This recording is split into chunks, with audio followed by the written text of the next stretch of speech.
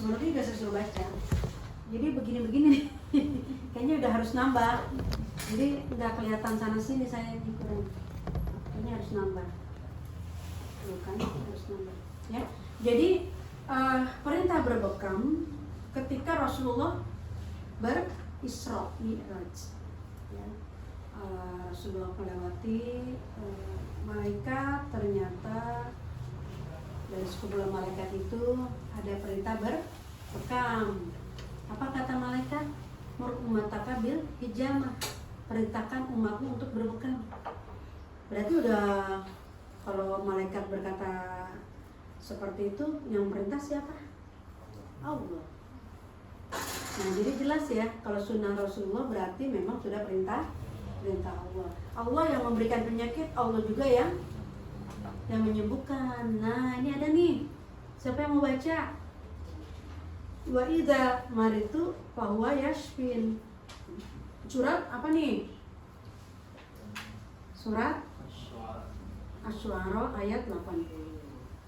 Ya, Asy-Syu'ara ayat 80. Apabila aku sakit, maka Allah lah yang menyembuhkanku. Berarti Allah memberikan, aku sakit, Allah menyembuhkan. Allah memberikan jalan supaya menyembuhkan penyakit dengan berbekam.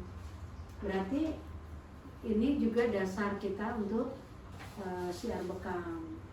Kenapa sih dalilnya gitu kita berbekam? Dari hadis yang ini sama ayatnya. Oke, lanjut. Mbak Dewi lagi. Kelihatan nggak ini asyifa'u fi salasah? Apalagi fi surati Mijam. Terus dia baca nggak kelihatan juga, waduh nggak kelihatan juga. Ya, surati Mijam, surbatul asal, au kayatin nar. Cuma kayatin nar ini yang tidak Rasulullah tidak menganjurkan. Tahu nggak kayatin nar?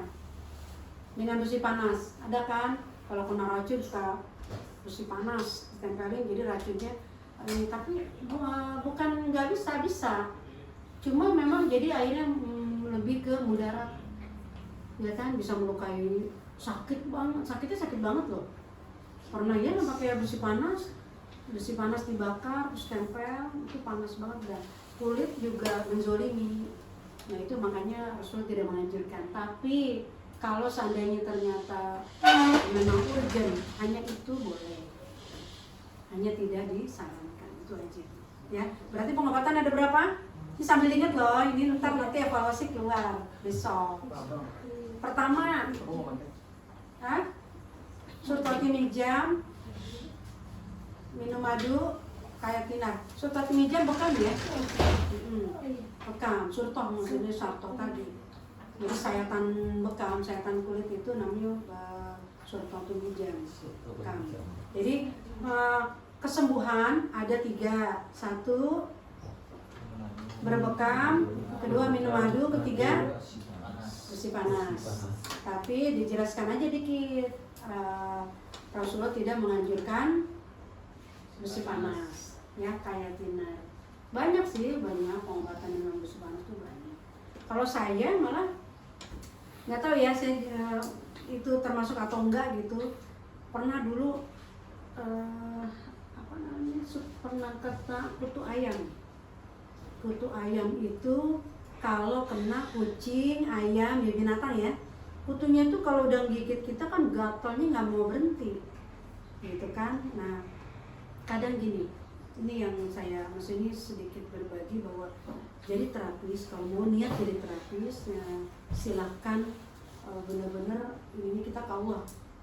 Kadang nanti ada yang Allah tunjukin ke kita, ada gitu. Ini contoh saya dari sebelum jadi pembekam, tapi saya udah kadang kita ingetnya sekarang, iya kok dulu pernah ini, kok ini pernah ini gitu. Misalnya gatal banget gimana sih ya gitu. Pernah saya di kos, saya ngekos waktu itu di Ciputat. Jadi rumahnya besar, tapi kandang ayam pada di sana. Cuma kita piket gitu di asrama itu, di kosan itu suruh piket dengan kesadaran kita nyapu. Saya ingat banget waktu saya nyapu, ternyata itu kandang ayam pada jauh ya, nggak megang. Tapi setelah nyapu beberapa hari ini gatal nggak bisa hilang. Masya Allah, nagin kita colek dikit dia langsung gitu kan, langsung gatal. Saya pikir kalau gatal gini kayaknya yang panas-panas mungkin gitu kan. Akhirnya odol. Odol itu pun odolnya jangan odol yang kecuali selain Pepsodent, jangan selain Pepsodent, harus Pepsodent. Saya iniin kan panas tuh, tapi kita ini dulu, udah selesai itu, terus kering, saya kelep, kering udah mulai berkurang tuh gatalnya. Tampakin lagi sampai benar-benar kering. Itu satu. Kedua, apalagi ya, sapu tangan tuh saya gosok yang panas sepanas-panasnya, itu ditempelin, itu langsung gatalnya hilang. Itu saya bilang termasuk nggak, kan panas banget tuh gitu. Jadi kalau itu kan gosokan nggak langsung api, tapi kan sama aja pengantarnya panas gitu. Itu juga, itu juga bisa, memang benar kayak Tinani itu bisa menghilangkan rasa sakit, gatal, dan racun. Yang saya belum pernah coba, kalau besi panas itu ngilangin racun itu kan melukai ya. Tapi kalau saya pernah sapu tangan atau bahan lah ya, kita gosok panas banget, itu enggak ini loh, nggak apa-apa loh di kulit nggak luka gitu. Itu yang saya dapatkan. Terus ketiga itu kan tadi, ketiga kulit ini begitu ada gatalnya itu kita giniin, ada nggak kayak ada duri, ternyata dia ada duri, itu yang bikin gatal. Jadi pernah tuh saya cabut, kok kayaknya ada duri, saya cabut durinya, saya pikir mungkin ini kali penyebabnya. Setelah durinya nggak ada, gatalnya hilang. Saya nggak tahu itu duri atau apa, tapi dia kayak berduri, dicabut. Jadi teman-teman nanti kalau ada, siapa aja lah ya, diri kita atau ada orang lain dia kegatalan atau ponakan siapa gatal, lihat, diginiin, pegang raba atasnya kira-kira kayak ada duri-duri, itu dicabut. Itu tipsnya yang saya dapat ya, dapat dengan ini aja itu. Terus kedua, leher, ini ada hubungannya nanti dengan bekam. Kalau kita leher pegel, kepala pusing kan, kepala pusing. Kalau leher pegel kaku pasti kepala pusing. Ini pegel pundak tangan, tapi badan enggak, mesti nggak apa-apa. Kalau dari leher pundak ke sini itu ambilnya di belakang sini. Jadi saya kok pegel banget, kamu diapain aja, masih aja. Saya coba-coba cari, ternyata ada di sini, di antara leher kanan atau kiri, sebelah kanan. Misalnya dia kasusnya kanan, ya di kanan, kasusnya kiri di kiri. Itu ini nanti itu ternyata titik bekam juga. Gitu. Titik bekam itu di situ bisa menyembuhkan juga. Ini udah ya. Ternyata titik bekam itu di leher bisa menyembuhkan untuk nyeri tulang leher namanya ya. Ini kepala, kan ini ada tulang tengah ya. Nanti kalau ngebekam pinggir kiri kanan, itu. Ini leher di sini ada kan, ada tulang tengah ya, antara tulang kiri kanan ini ada titik bekam yang berurusan dengan sakit kepala. Ternyata kalau kita pundak pegel, tangan juga pegel, sini pegel, kan ada tuh orang yang pegelnya sampai sini, jadi enggak, misalnya kok saya pegel di sini doang, ternyata ini titiknya juga buat kesini. Tapi kalau di itu nanti kita lihat ada fungsinya. Nah, sementara itu bisa dipijit, ditekan banget. Misalnya olahraga nih, olahraganya apa, misalnya kan main bulu tangkis di sini kan. Nah, itu pijatnya di sini. Nih, ditekan, cari uratnya, pegang. Oh, ternyata di sini. Nah, itu insya Allah dalam waktu 10 menit lah, enteng semua. Kiri kanan itu bisa enteng gitu ya. Kalau memang lagi belum sempat dibekam, itu titik situ aja. Itu ngantuk juga kan di situ ya, titik ngantuk. Kalau ngantuk tekan aja di sini atau di sini nih, boleh saya coba tekan sini.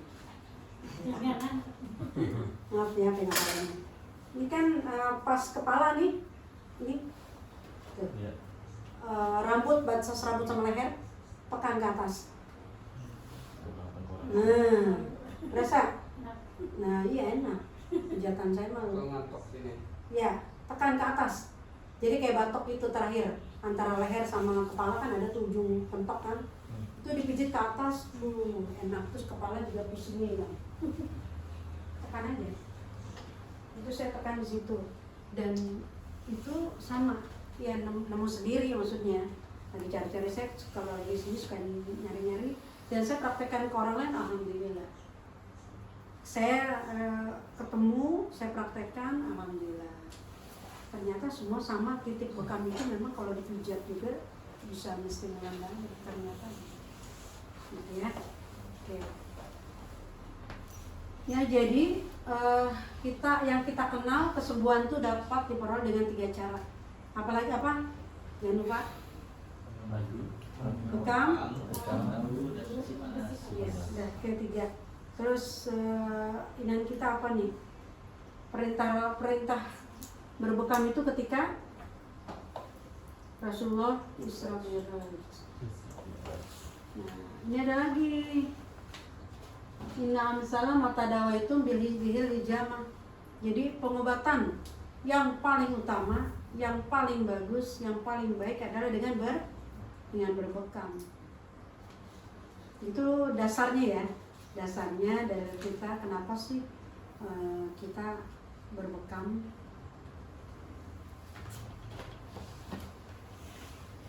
Ada dengan kalau kustul bahri tahu nggak apa?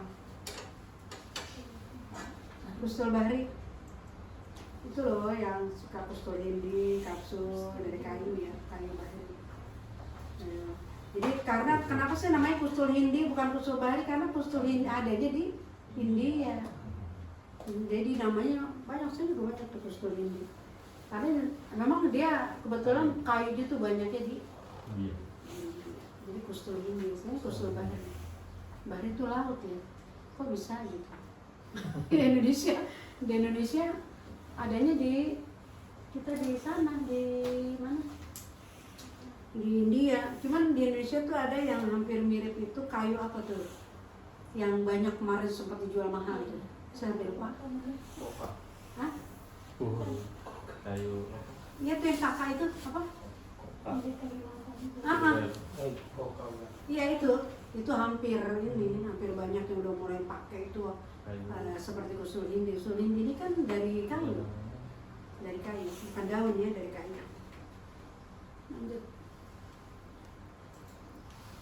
Nah, sekarang hukum mempelajari apa?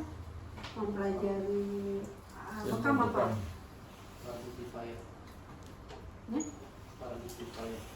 Ya, fardu kifayah. Fardu kifayah itu kalau satu sudah belajar, yang lain gugur kewajiban. Walaupun misalnya Mas Bima sama Mas Juhat itu satu kantor, gitu kan? Satu kantor itu kalau udah diwakilin itu udah gugur yang lain. Tapi kalau memang ada yang lain mau, ya nggak apa-apa, lebih bagus. Gitu. Saya PB itu sebenarnya mau menciptakan 1000 terapis, karena di luar kita jangan khawatir, yang perlu dibekam tuh banyak yang butuh dibekam tuh banyak. Nah, banyaknya itu juga kalau misalnya di Tangsel banyak, di Tangsel terapisnya banyak, tapi kan di luar Tangsel juga banyak juga. Makanya semakin dicetak terapis semakin banyak, baru ketahuan sebenarnya banyak juga nih yang butuh.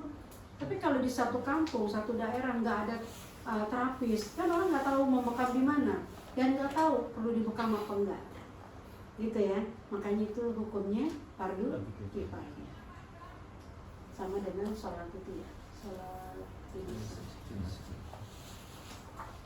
Nah, ini dasar pengobatan. Dasar pengobatannya ini sama ya, tadi udah dijelaskan ya. Sekarang penetapan waktu berbekam. Tanggal berapa tuh? 17, 19, 20, 21. Kenapa sih di tanggal itu? Siapa yang tahu?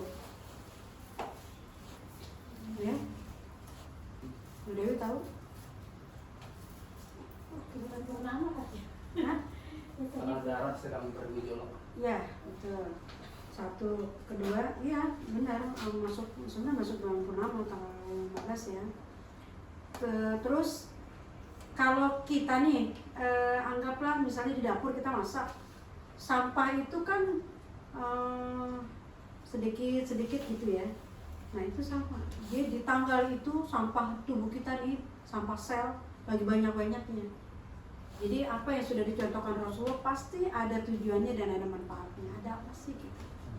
Ternyata ada sampah sudah penuh, terus darah lagi bergolak.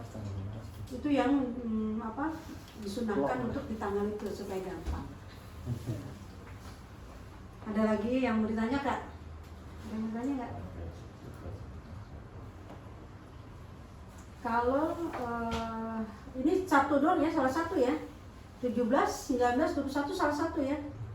Nanti 3 tanggal itu lagi Pak. Kering deh. Jadi boleh tanggal 17, 19, 21. Saya sering nge-share setiap bulan ke klien-klien, kita kirim bekam sunnah. Terserah kita, kreatifnya kita, bentuknya apa, bentuk video, bentuk gambar, bentuk apa. Pokoknya intinya kita nge-share 17, 19, 21 itu tanggal sunnah.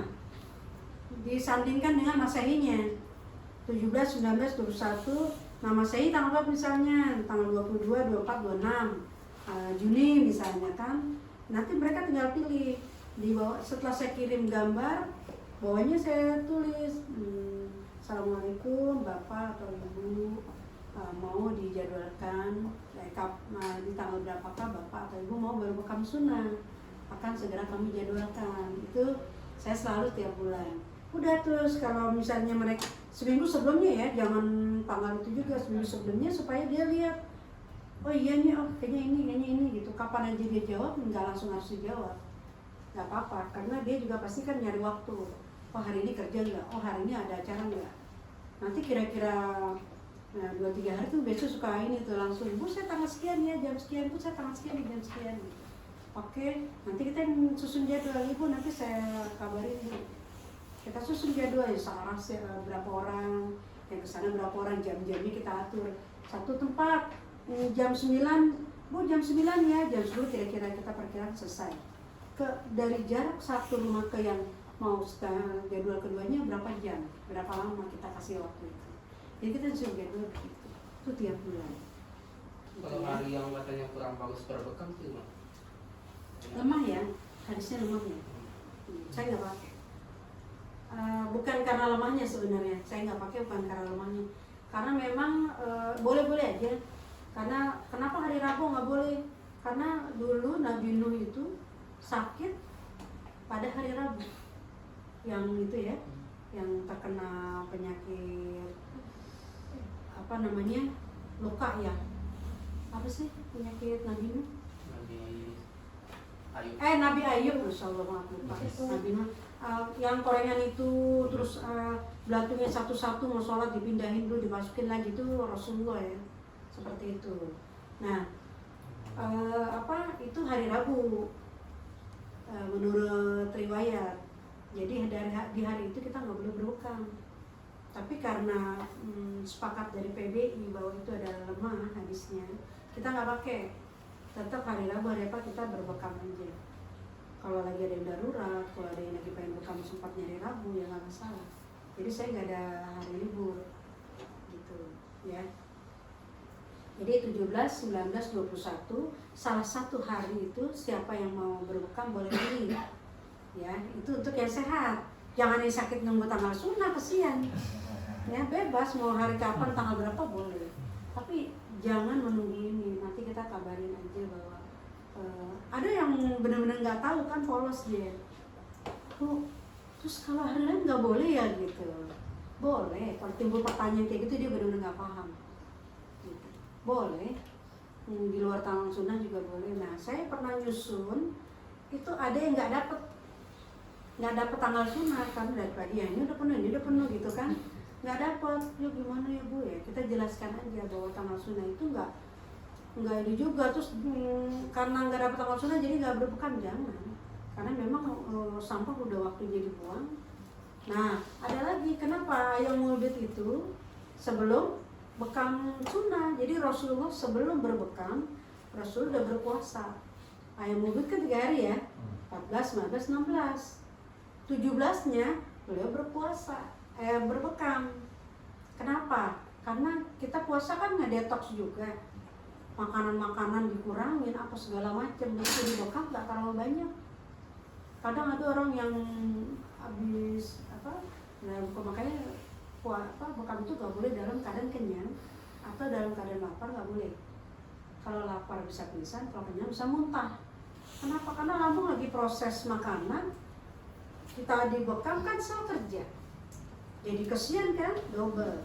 Nah, yang di lambung juga dia mengolah, yang ini juga memperbaiki jaringan. Boleh sambil itu ya, sambil bikin kopi, mau ngeteh boleh.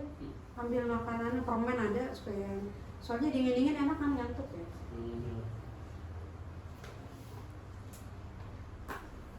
Jadi kalau ngantuk, ilmunya lewat. Kalau lewat sayang, udah datang jauh-jauh, udah bayar, katanya. Udah jauh, udah bayar, ini gitu kan, sayang nanti lewat. Tapi nggak boleh kekenyangan, yang boleh. Iya, minimal 1 atau 2 jam ya. Kita habis makan, kita misalnya mau berbuka jam 9, jam 7 udah makan. Kalau kita kelaparan juga pusing, pingsan. Dari 11 tahun wajar lah ya, saya banyak ngalamin macam-macam gitu kan, sampai pingsan. Cuman kalau kita pikir, kalau ada yang pingsan kita nggak boleh panik ya. Kuncinya nggak boleh panik. Alhamdulillah saya waktu itu lagi sendiri nanganin 3 klien sekaligus. Kalau saya ngomong kalau memang ada 3 ya udah, 4-nya ada yang tiduran, ada yang duduk, misalnya tempat tidur nih kiri kanan ada bangku 3 bangku bekam, 3 orang bisa masuk. Semuanya kan serba sendiri ya, terus serba sendiri kan, ini sendiri semuanya. Jadi saya kemarin aja ngebekam 6 orang, baunya nih 4. Kalau teman dulu kan pada bergilir kan, saya bekam, Bu ya baru nomor 1, 1 waktunya gitu. Waktunya, karena kan kalau 6 orang setengah jam lama kan, setengah jam itu kan kita kalau kerja langsung cepat.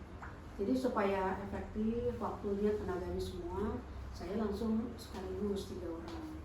3. Nah 3 orang, saya ini lagi ada semua, yang ini pingsan, yang di bangku. Ternyata dia belum makan dari pagi, bekamnya jam 3, dia jalan. Kecuali niat puasa. Kalau niat puasa Allah kasih niat lain gitu ya, rasa lain gitu. Dia nggak puasa, dia nggak makan tapi berbekam, waduh kan ngerepotin terapis. Tapi alhamdulillah saya, Mbak kenapa Mbak? Ya udah sebentar gitu. Ini yang repot kan kakaknya, kan itu keluarga kan bertiga kan. Kakaknya marah kenapa dia nunggu dari pagi nggak jadi bekam. Dia lama nggak tahu, dia juga belum makan, akhirnya pingsan. Dia lagi di kop coba. Kayak gitu, tak selesai. Mungkin nggak panik. Kalau nggak panik, kita ngadepin orang itu, wah tenang, jadilah selesai gitu urusan. Tapi kalau kita panik, jangankan 3 orang, 1 aja udah bisa manggil orang mesti dibantu. Gitu. Ya, jadi harus, tapi jam terbang loh. Jangan baru bisa bekam 3 orang aja. Kalau pingsan bangunin gimana? Kalau pingsan nanti ada, kan kita bahas untuk kegawat daruratan. Kita lewat lagi ya, nanti ya, itu ini aja. Oh ada yang kayak gini saya jelaskan, tapi nanti untuk penjelasan yang lebih dalam nanti ada. Waktu yang utama dalam berbekam. Nah bahwasanya Rasulullah melakukan bekam di akhdain. Akhdain itu apa? Samping kiri kanan leher. Ya, akhdun itu leher. Akhdain itu kiri kanan leher. Jadi 2. Nah, nanti di sini juga ada ini ya. Ada. Terus boleh nggak sih gitu kita berbekam ketika puasa? Boleh. Ya, Rasulullah pernah berbekam ketika Rasulullah puasa. Rasulullah kayaknya agak-agak pusing. maka mintalah dengan berapa sahabat ini menjadi bekam. Gitu ya. Ada riwayat. Jadi kalau bulan puasa mau bekam banyak loh yang takut antar lemes gitu. Nah kita harus supaya nggak lemes atau pingsan, ya kita di bawah jam 11 lah. Kira-kira tenaga masih fit jam 7, jam 8, jam 6 pagi itu boleh bekam. Kapan aja bekam boleh. Jadi pilihlah waktu ya yang pas. Kemarin lumayan bulan puasa udah ngerti. Saya share juga hadisnya kalau Rasulullah juga ada berpuasa, berbekam ketika puasa. Siapa yang mau baca adab seorang pembekam? Siapa? Mau baca? Adab seorang pembekam. 1. Niat karena Allah Subhanahu wa taala dan mengikuti sunnah Rasulullah sallallahu alaihi wasallam. 2. Bertawakal hanya kepada Allah. 3. Ikhlas membantu atas dasar persaudaraan. 4. Diutamakan dalam keadaan berwudu. 5. Bersikap ramah dan bersahabat. 6. Melakukan diagnosa dan wawancara. 7. Berdialog dan sampaikan pesan-pesan hikmah kepada klien. 8. Berpakaian rapih dan bersih. 9. Berdoa sebelum melaksanakan bekam. Paham nggak? Kalau tadi kita udah ini ya, udah sepakat ya, niatkan karena Allah dan mengikuti sunnah Rasul ya. Tadi kita sudah membahas bagaimana akidah kita, bahwa kita mau menjadi terapis, baik terapis keluarga, terapis diri sendiri, terapis keluarga, terapis orang lain, ya dalam arti di luar keluarga kita kan umat ya. Umat siapapun dia kemanusiaan, kita niatkan karena Allah dan mensyiarkan sunnah Rasul. Bahwa ini sunnah Rasul loh yang harus benar kita pakai, benar kita kerjakan. Kenapa? Manfaatnya luar biasa. Makanya kita syiar. Dan yang mesti kita pahami bahwa mungkin kalau pemikiran orang bekam doang kok gitu. Padahal ini jelas perintah Allah, perintah dari Allah kan, melalui malaikat dan perintahkan kepada Nabi Muhammad. Nabi Muhammad mencontohkan kepada umatnya, maka jadilah kita yang harus meneruskan, gitu ya. Itu satu, itu benar, harus benar-benar niat banget. Jangan karena kalau bukan karena dia bayar gitu, itu nomor 2. Jangan di nomor 1kan, nanti cuma dapat itu doang, kita nggak dapat hikmah-hikmah yang lain. Banyak hikmah yang lain ya. Apalagi kalau dia nggak mampu, ya sudah bayarnya berapa nih gitu ya. Yang nggak mampu juga sebenarnya tahu diri juga ya kan. Paling nggak dia punya berapa, kan nggak sama sekali minta dibekam tapi nggak mau bayar gitu kan. Bertawakal hanya kepada Allah Subhanahu wa taala, ini pasti ya, pasti insya Allah kita begini. Ikhlas membantu atas dasar persaudaraan. Nah tadi saudara kita semua kan ya sakit, apalagi keluarga besar kan kadang gitu. Cuma memang kembali ke kita bahan-bahan kan semua beli ya, beli dan lumayan sekarang harganya. Walaupun keluarga besar kadang yang ngerti tetap ngasih, ya kita ikhlaskan aja dulu. Pagi baru praktek kan, baru praktek ini dulu lah, apa sering-sering bakso, sering-sering berbagi dulu, ngerasain dulu dia enak apa enggak, kita tanya dulu. Sakit banget apa enggak. Kalau orang kan biarpun kita udah sering, tapi kalau sakit banget suka nggak mau juga, namanya itu nanti teknis ya. Bersikap ramah dan bersahabat. Jadi kalau sama ditamakan dalam keadaan berwudu, kita harus berwudu. Kita berwudu, klien juga sudah berwudu, lebih baik ya, lebih baik adabnya. Bersikap ramah dan bersahabat, jangan jutek. Kalau kliennya curhat, kita malas dia aja. Jangan. Kita harus akrab, harus benar-benar bersahabat. Sampai kalau saya tuh sampai ada yang curhat sampai kemana-mana deh gitu. Nah pulangnya alhamdulillah kayak tadi. Saya ada yang ngasih mukena, ada yang ngasih tas, ada yang ngasih sepatu cat, ada yang ngasih sepatu cat. Ya baru ya gitu, ya udah, ya macam-macam lah. itu hasil dari kita, bukan kita nggak mengharapkan itu, enggak. Dan kita juga nggak tahu dia bakalan ngasih kan. Masa kita, oh ntar gue kasih ini, enggak ada. Kita ngobrol ini. Terus saya pernah orang Bintaro, ya orang inilah, orang kaya lah ya, rumahnya juga udah kayak apalah gitu. Terus saya datang pertama kali dia saya sempat ngeliatin kayaknya kok gini gitu ya. Dia masuk dalam ngobrol-ngobrol selesai, terakhir jawabnya dia bilangnya apa? Kenapa saya mau dibekar sama manggil Mbak An sama Mbak Pur? Saya nggak tahu kenapa gitu. Begitu saya melihat ibu, saya yakin ibu adalah orang pekerja keras dan orang yang hati-hati. Itu orang bisa kesan ternyata dia kerjanya di HRD. Kalau HRD kan ketemu banyak orang, dia udah tahu ya, oh ini tipenya kayak gini gitu ya. Itu sampai kita ketemu kan ada dokter, ada bidan, ada perawat. Itu yang saya bekal, ada dokter, ada bidan, ada ini macam-macam. Ada yang dari muslim sampai kafir gitu ada. Non muslim juga ada, pendoa, pendeta, itu saya bekal. Kita ngobrol kayak keluarga, ngobrol biasa. Itu kita sampai dilihat kayak gitu loh penampilannya. Terus saya sampai gini, iya ya Bu ya, gitu. Dan nanti kok orang sampai mati sejauh itu ya. Jadi kenapa saya mau dibekal? Kenapa? Bagaimana kita wajar ya melihat dia juga S2, kedudukannya tinggi, ini segala macam. Jadi saya juga ini juga kalau sempat begini dikit kita nggak usah tersinggung, pengalaman saya begitu, sempat begitu sih gitu. Tapi ya karena kita juga kan nggak boleh minder ya, nggak boleh minder. Kenapa nggak boleh minder? Ya sama aja lah dia sama saya, apa sih bedanya gitu.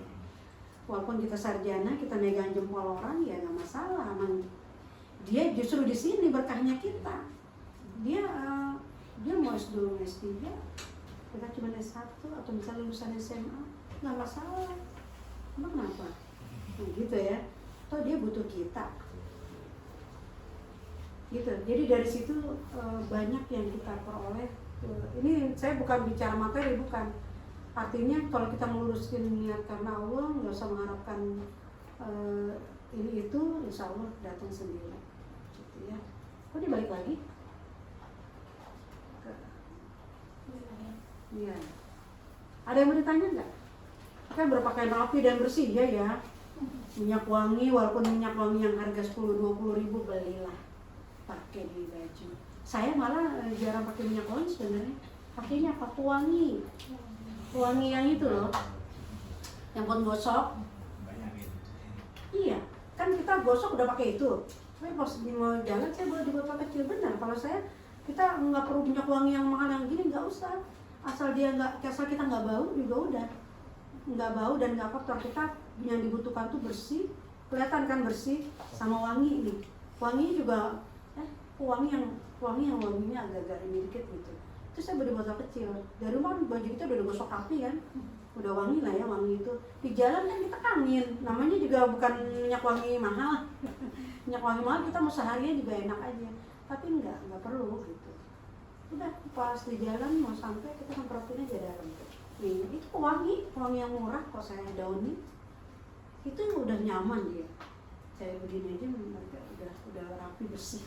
Nggak harus bagus bajunya, nggak harus mahal parfumnya.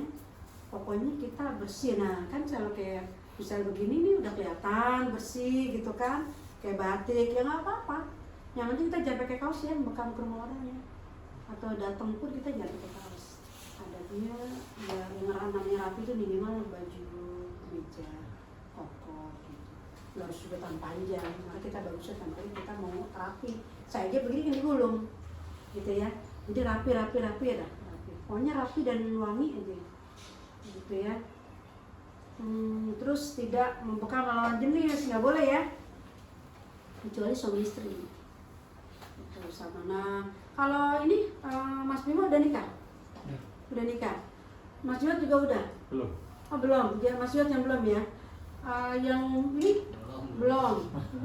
Oh Ustadz Paki udah.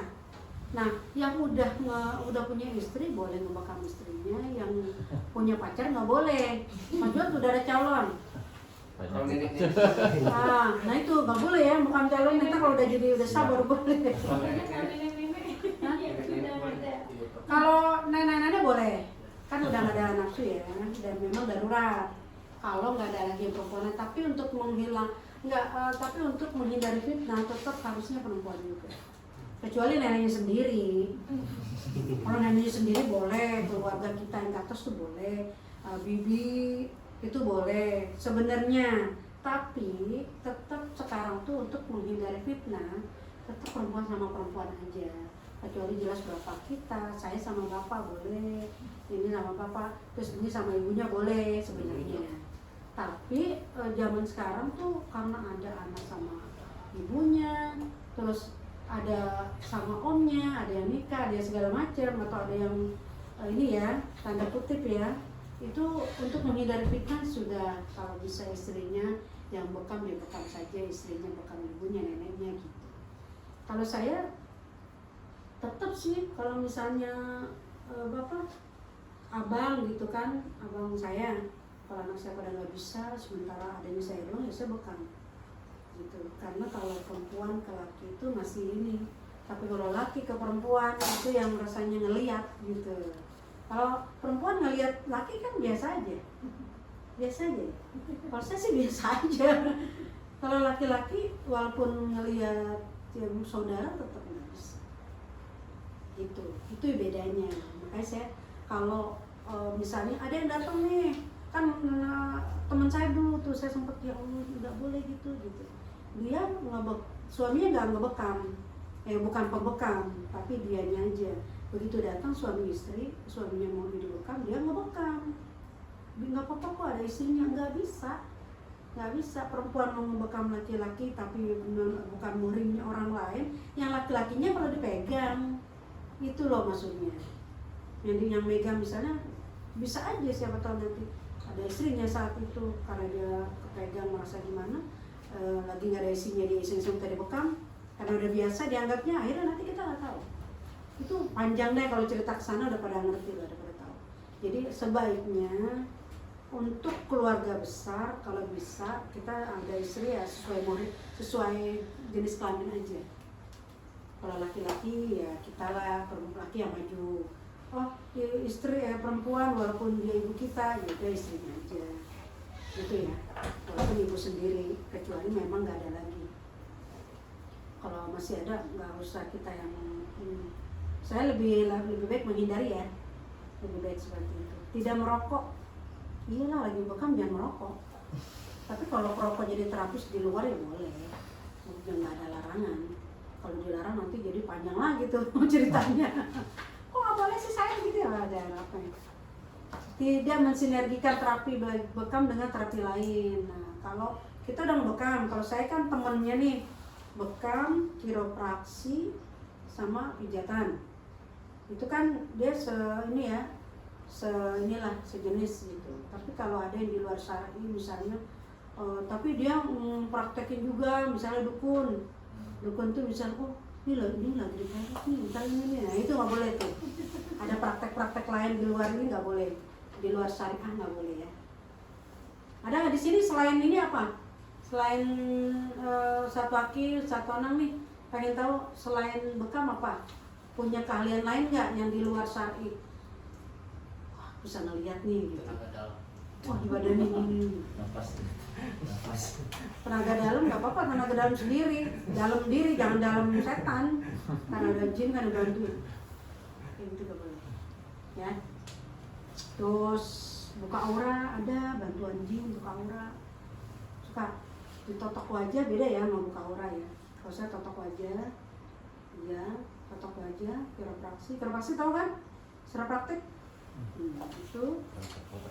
Itu untuk menangani saraf kejepit. Jadi saya menangani jam berapa nih? Menangani saraf kejepit. Tolong dong. Iya. Makanya saya suruh pinggir ya, bantuin saya sementara. Jadi yang namanya totok wajah boleh, tapi totok aura nggak boleh. Pernah. Totok aura soalnya ini nih. terapis juga. Jadi saya tanya, pernah nggak totok aura, buka aura enggak kan? Boleh nggak? Nggak boleh ya? Apalagi masang susu. Suka? Enggak. Soalnya kalau buka aura itu, kalau kan aura itu ya apa yang dia pikirkan, ya aib segala macam. Mau bagus, mau baik, pikiran kita terlihat. Sekarang kan udah canggih. Alat ada yang biru ini gitu. Saya nggak terlalu fokus ke sana karena memang nggak ada gunanya juga. Jadi kita nggak boleh praktek ngebuka. Coba kita lagi pikiran kita benci banget kemudian terus bergaris merah, orang tahu dia pikirannya lagi negatif nih. Malu nggak? Malu lah, malu. Kecuali orang yang udah nggak bener kan, biarin aja mau gue lagi mikirin apa gitu, terus ketahuan dari pas dibuka, itu yang nggak boleh. Jadi yang mau belajar laki perempuan belajarlah totok wajah, minimal kita bisa notok sendiri. Nah mau praktek boleh nanti satu ada berapa titik itu ditotok wajah. Jadi sebelum orang itu yang pusing bonus buat dari kita boleh, tapi 50.000 sebenarnya 50.000 totok wajah boleh setengah jam, boleh 15 menit. Saya sih nggak kuat kalau lama ya, paling 15 menit lah. Muka tuh pasti jadi cerah gitu. Sumbatan-sumbatan kan kita pencet kan, itu cerah jadi mukanya Nah mendingan begitu daripada totok aura. Katanya totok aura nanti mukanya bersinar bagaimana? Orang diliatin kan, dia pikir jangan pikirannya jangan negatif nih, ente gini misalnya gitu kan, pikirnya jadi iya saya nggak boleh negatif ya, memang jadinya cerah mukanya, tapi kan memang dasar pikirannya kayak gitu nggak balik lagi, habis ditotok balik lagi. Tapi kita totok wajah, nanti ada beberapa titik totok wajah ya. Oke lanjut tuh, tadi kan udah tuh makhluk lain apa, aduh saya ngeri banget. Ada lagi yang memindahkan penyakit dari kambing. Nah, misalnya manusia sakit, terus dipindahin ke kambing, itu ada yang begitu. Kesian banget tuh binatang. Tapi benar apa enggak? Bantuan jin. Nggak boleh. Tuh, aduh saya pernah dulu. Jadi ada khusus yang binatang-binatang tuh, apa orang buka praktek. Tapi ada binatang-binatang yang buat dipindahin. Itu awal malam bisa waktu kalau benar apa enggaknya kan nggak kelihatan. Siapa tahu yang jin. Saat itu dipindahin. Kalau kita kan di ini kan di mainannya mindset gitu. Jadi kita belajar bagaimana apa yang hukum hidup adalah hukum hukum kepercayaan. Kalau kita percaya itu yang terjadi. Sebesar itu kita percaya, itu yang kita terjadi. Jadi kita kayak gitu. Kalau kita percaya pada sesuatu, ya udah itu yang terjadi. Makanya nggak boleh suzun, nggak boleh negatif begitu, karena yang terjadi itu Allah bagaimana prasangka hambanya. Kalau hambanya berprasangka negatif, ya itu yang terjadi. Itu mindset. Jadi kita hidup kalau mindset kita bisa atur husnuzon, insya Allah yang terjadi baik terus. Kenapa sih orang ada yang bilang benar kan apa kata gue begitu, benar nggak? Ya iyalah orang udah bilangnya kayak gitu. Ya iyalah orang maunya itu yang terjadi. Jadi sama kalau kita mau ngebekam orang, Bu, insya Allah ibu sehat, insya Allah ini membawa kesembuhan, biiznillah, dengan izin Allah. Kita udah kebayang ya Allah, mudah-mudahan ini benar jalannya. Kan positifnya kita berdoa sama Allah, yakin bisa, yakin, udah sembuh. Nah saya sebenarnya kan juga kalau ini ngebuka rahasia tapi ambil bagusnya, ambil baiknya. Saya sebenarnya nggak belajar pijat. Saya belum pernah belajar pijat, belum pernah belajar mulut-mulut gitu. Tapi tadi kalau kita udah niatnya, Allah kasih hikmahnya. Ternyata sampai sekarang itu saraf kejepit itu kan butuh pijatan, butuh kiropraksi, tenaga. Itu alhamdulillah. Orang kalau saya ada pegang murid, kok enak gak belajar di mana gitu. Sampai berapa saya harus bayar gitu. Padahal nggak banyak saya menjadi. Dan kemarin saya bekam kan 200 ya, kalau saya datang ke rumah itu bekam 200. Ada pijatan, ada kiropraksi, saya minta 500. Saya minta 500, mahalan nggak gitu, 500. Terus ada suaminya berdua sama ibunya kan, berarti 5 sama 400, 9 ya, dia transfer 1 juta. Jadi ditambahin lagi, padahal 500 saya khawatir kemahalan. Dia bilangnya, tadi lama banget sih Bu, jadi saya tambahin aja ya 100. Lumayan ya tipsnya 100. Itu yang pengalaman saya tuh kayak gitu, kita punya kelebihan yang oh ini Allah nih yang ngasih nih gitu. Ya Allah yang ngasih, kalau kita belajar terus kita bayar, kita ngitung tuh, padahal harusnya juga nggak perlu ngitung juga. Jadi banyak selama perjalanan yang saya bisa sebenarnya nggak belajar. Dan mudah-mudahan ya, mudah-mudahan nanti kayak gitu, karena niatnya menolong orang walaupun kita dibayar. Tapi kalau kita maksimal ngerjainnya bukan asal penting gue bekam dia bayar udah, enggak, kita niatnya memang mau membantu sebagai wasilah dari Allah untuk menyembuhkan. Ini saya lagi bicara akidah ya, akidah untuk terapis ya. Niatnya memang mau membantu kesembuhan, Allah yang menyembuhkan, kita wasilahnya aja. Kita niat banget dah, saya bukan apa-apa. Kayak gini kemarin bayangkan, kita bayangkan karena 5 orang sekaligus dibekam, kemarin 6, itu saya ngebekam 3 orang, terus semuanya bonusnya itu kalau di rumah sakit ada yang kayak gini fisioterapi gitu, itu mahal banget. Kalau orang saraf kejepit ditarik lehernya itu mahal banget. Dan yang bilang mahal banget itu juga ibunya, klien saya, ibunya di fisioterapi, ada mahal deh Bu pokoknya gitu. Padahal cuma ngapain? Saya belajar kiropraksi itu pakai leher, pakai sarung kain sarung, ditarik leher manual. Nggak bayar misalnya, bonus. Sama dia tengkurap, saya ketok, ada tuh yang sampai akhirnya ya Allah ya Tuhan, enak banget Bu. Jadi kalau ada masalah kebetulan tulang belakang dari pinggang sampai ke atas, tulang ekor sampai ke atas leher, itu saya tarik leher. Pertama saya ketok-ketok dulu tengkurap, bunyi semua, terus saya tarik leher. Nggak ada yang nggak doain kita. Benar, kemarin ya Allah makasih ya Bu, makasih ya. Pas dia keluar, guru-guru yang lain, ini yang cerita yang dia juga, enak banget. Itu bayar, saya nggak minta lagi. Maksudnya berapa Bu? Ya udah nggak apa-apa, itu baru saja dari saya. Kita menyenangkan orang, padahal saya kalau mau minta bisa 200 juga. Karena memang fisioterapi ini yang tak kemarin, ya Allah ibu saya kemarin digituin loh Bu, pakai mesin mahal banget. Jadi saraf kejepit bisa dengan kiropraksi ya, kiropraktik, terus dengan tarik leher. Banyak nanti berapa ini kalau memang mau kayak gitu nanti di sini bisa mau ke pelatihan lagi. Cuma pelatihannya itu 1 hari itu. 1 hari. Kita udah azan ya, nyanyi dulu ya. Tapi dulu. Gini, ini kan di buku ini kan banyak nih.